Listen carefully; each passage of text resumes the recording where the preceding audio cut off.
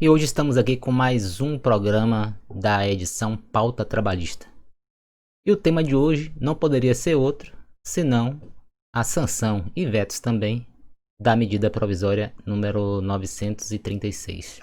Na verdade, não se pode falar em veto à medida provisória, porque se o texto original lhe fosse enviado e aprovado pelo Congresso Nacional, o próprio Congresso Nacional se incumbiria de promulgar a medida provisória em forma da lei.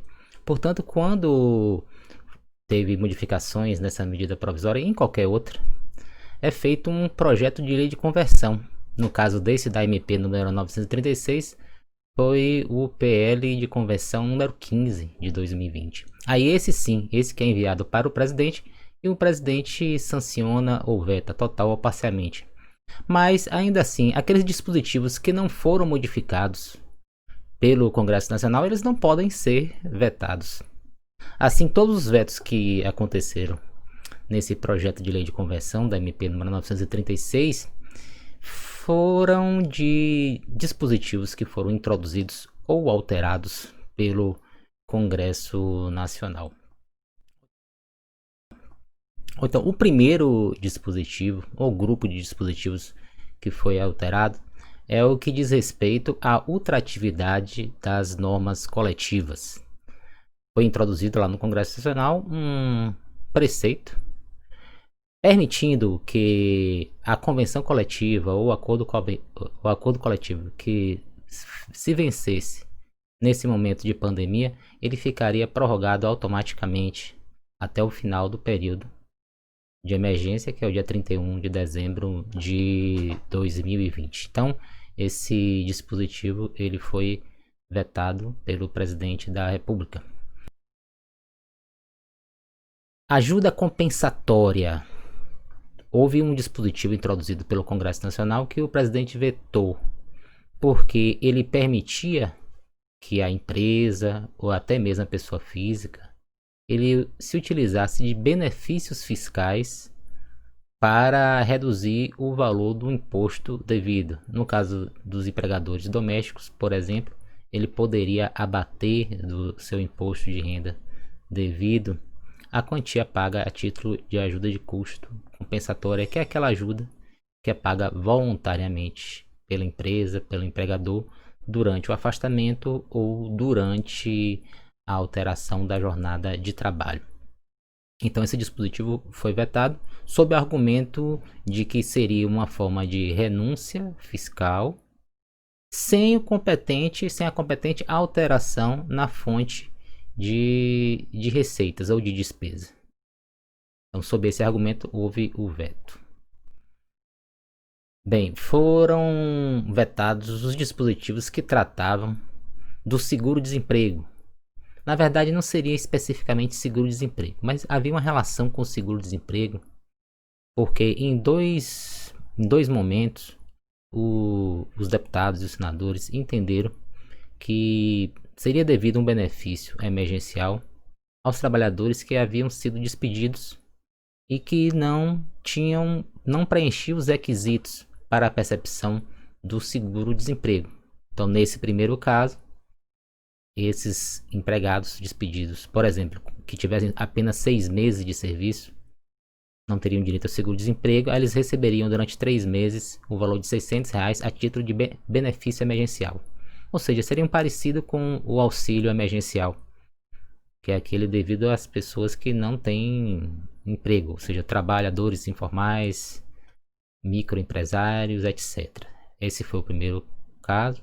O segundo, havia uma previsão no sentido de pagar mais 3 meses também de benefício emergencial no valor de R$ 600 para os empregados que haviam acabado de ser despedidos, ou seja, teria um efeito retroativo e tivessem recebido o seguro-desemprego, cuja última parcela recaísse no mês de março ou abril. Houve uma alteração no sentido de incluir esses 3 meses no valor de R$ 600, mas o veto também obstou a percepção desse benefício nos empregados que se encontram ou que se encontrariam nessa situação. participação nos lucros. Houve uma inserção de vários dispositivos tratando de regras relativas à participação dos empregados nos lucros e nos resultados da empresa. Esses dispositivos eles já tinham sido inseridos na medida provisória número 905, que foi revogada pela MP número 955. Só que a MP 955 ainda não foi apreciada pelo Congresso Nacional. O que isso implica? O que foi reconhecido pelo Presidente da República é que a inserção desse dispositivo ele careceria de um requisito essencial, que seria a pertinência. Não haveria pertinência da matéria com o objeto da MP número 936, que é uma MP que trata de situações emergenciais. Aquilo que vai ser feito para o combate da pandemia durante esse estado de emergência que vai até dezembro. E essa alteração que seria feita na lei que trata, me parece que é número 10.101, parece, que trata da participação dos lucros do empregado, seria uma regra definitiva. Então isso é classificado como um jabuti ou também de contrabando parlamentar legislativo, que inclusive já foi apreciado pelo STF, que declarou a sua inconstitucionalidade. Passaram alguns jabutis durante a votação no Senado. O Senado retirou alguns jabutis que foram inseridos pela Câmara, mas esse acabou passando. E agora foi vetado sobre esse fundamento de ausência de pertinência.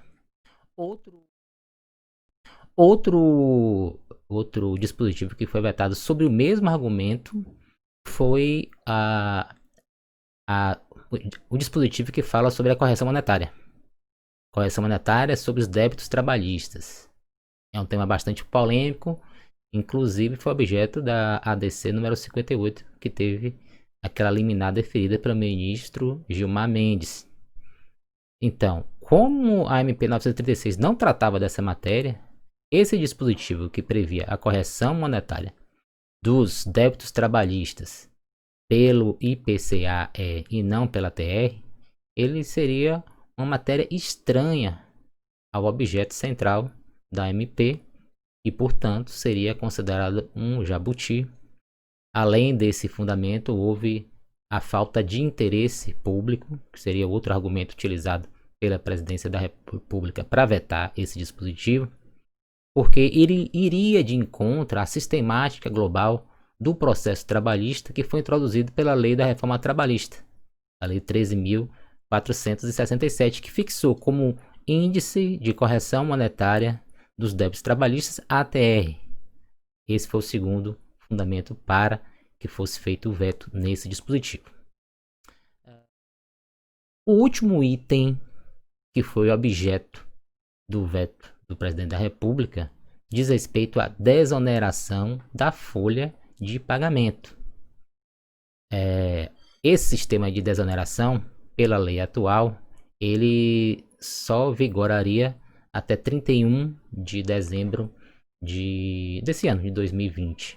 E foi introduzido um dispositivo durante a tramitação da MP 936, estendendo esse fim, o termo final desse benefício fiscal, da desoneração da folha de pagamento, para 31 de dezembro de 2021, ou seja, um ano a mais de benefício fiscal.